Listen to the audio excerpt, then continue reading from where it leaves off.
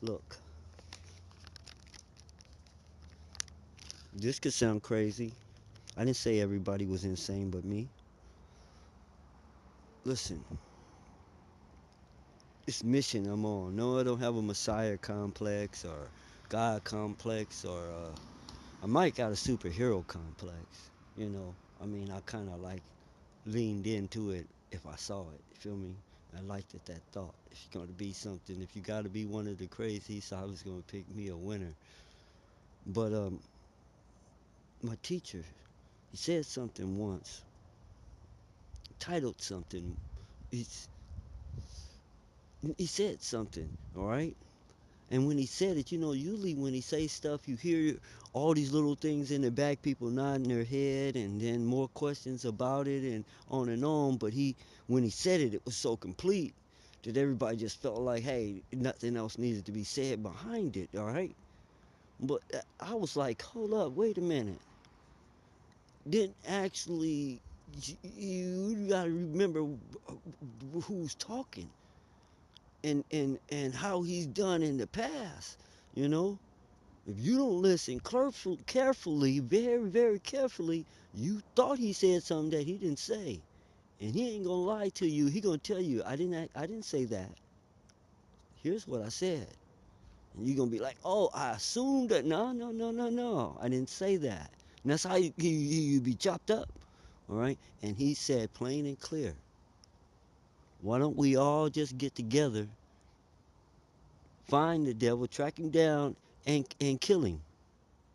I mean, you know, if he's such a big problem, this big old thing, why don't everybody, say if he out against all of us, out to get all of us, why don't we all just get together? He can't hide, though, man. They found Bin Laden, all this. My teacher made this clear, all right? Now, everybody went on, you know, like always. See, that's where this student differs from the rest. This little tiny paragraph he write in the 70s done became a major, major crusade in the 21st century. Do you want to know what I mean? Okay, I can never give him enough credit. I will. Just hang on a second. Once I was reading a paper published, okay, out of New York by the Ansarua community. And it was about disco and about how what disco was bad for us, basically, and how it broke down. At the time, you got to remember, this is a post so-called racist time during so-called free love and all this here, but it was still there. The system was still in place. He described it perfect, and I was right in the middle of it, making my living, and I didn't even see it. And he somewhere outside write a little article, and I see it all come clear. Here's a big giant club. I was there in Memphis. Everybody in it mostly is black, okay? But up in the booth is a little white guy in the control booth over all these people. He got control over everything. I've had DJs, friends, and been there and done that. And they showed me the power the DJ have over the room. I remember people dressed up in their best. And he said, go down, go low, now get on the floor, now roll. Look around, and the people rolling on the ground in their best clothes. The DJ made them do this. So now he telling me, this little white guy's in here with the power of all these black guys, he could push a button and kill them all. Feedback, just kill them, murk them all. And then they're just a partying and dancing away like they in seventh heaven. And I was like, whoa. And I'm in there helping. Oh, shoot. Let me get the game and get right and get control of the game. Now you see me in control of the game. But that was a long time ago, and that was a kid. He taught that. All right? Part two, same article. The shoes, the disco shoes, them platform shoes we was wearing, pimp shoes, platform, whatever you call them. How we thought they was cool and we was walking with them. What they were doing to our feet. We were so good on our feet with tracks and dancing and stuff, races. People would design these shoes. We weren't making none of these shoes. These shoes was designed to make us have fallen arches and destroy our feet. That one little thing about a shoe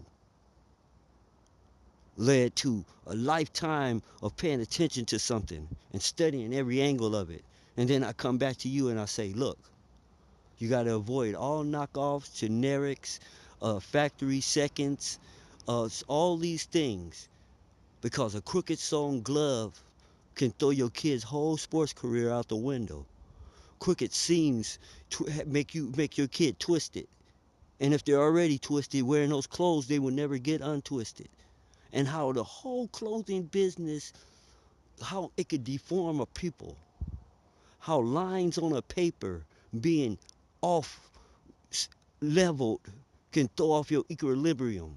And that this line paper is only sold to these places where and delivered to these schools where the little tablet screens are slightly off balance, where everything's off balance. Everything. Because you were so balanced, so your equilibrium was like a god. And slowly I brought you down to my level where we sitting there dancing side by side on the stage, on TV, step for step. This is applies to some people who don't call themselves evil. But look at the brain power and effort they put into this. And it's like it seems like a conspiracy to these people you call black. When you look up, it's like, hey, it took all y'all to do this. No few people couldn't do this. It looks like y'all all are in on it. It was like you all conspired against us. And then you play my friend, and you never told me none of this. And now it's seeming like you knew too. The whole time this is going on, you had to know the whole damn time too. This is a come on, it's in everything. Come on now. It's like, oh, it's gonna come out that this is the only defense they're gonna have. We were scared of you. You think I'm kidding, huh? That's the only. I'm telling you, when it gets down to honest, down to the bottom, it's gonna be like we were scared of you. See, that's all the original monsters had to do. That's all they had to hand down the line was fear to keep it going. These people don't. It's like people that ain't even their nature. That ain't even with them. But they're scared of you. And they always was able. These people were able to do these things in front of them, saying it was for their protection. You understand that you were a threat to them, and they were scared of you. So they may have just sit back and let this happen. Some may have had, let's shoot. I'm gonna lend a hand. All right. It's all in a person's programming. Now we learned that it was all big mind fuck on everybody. And it's a good thing that the people who did it are dead, because the whole world would they would die on public television across the world. It'd be the biggest show in the world. We're killing these motherfuckers. So it's like we'd be able to line up all the bad guys in history and just think of all the horrible shit we can do to them, before so that we all feel just cool now. All right, but we can't do that. And I hope someday when they do get the time travel thing licked, that they got enough sense then, not to do stuff like that. Now, because these people were acting on some mental problem or program. Well, to get to the end of this, listen, you can spend your life living your life, or you can spend your life investigating someone else's life, or some other people's life, or the history of a country's life and the world's life, or whatever. You don't can't do both. You're going to lose your life like a bunch of old men investigating things in this planet, and then some young whippersnapper comes along and makes a breakthrough that you spent your whole life doing, and he does it 2 years out of college. And you feel like, damn, I could have spent more time with my wife and with my kids. It's like the guy that used to fix VCRs and stuff in this town. Everybody brought this stuff to Moosehead. Everybody brought anything, TV, anything. If it was broke, take it to Moosehead. All right? And now, none of the things he used to fix exist anymore. There's no more tubes in anything. There's no more VCRs, no big booty TVs, no what they used to call floor model TVs, console TV. I mean, man. Uh, so poor guys, hey, that thing's gone.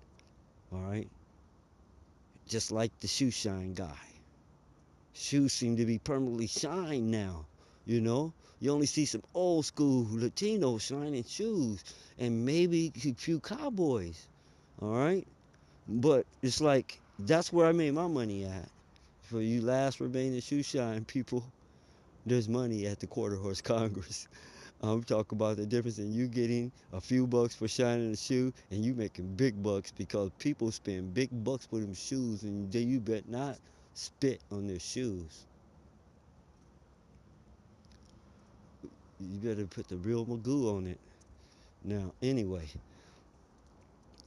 I'm getting off the point. This note to be continued. The weather getting the best of me. I gotta go. I gotta go.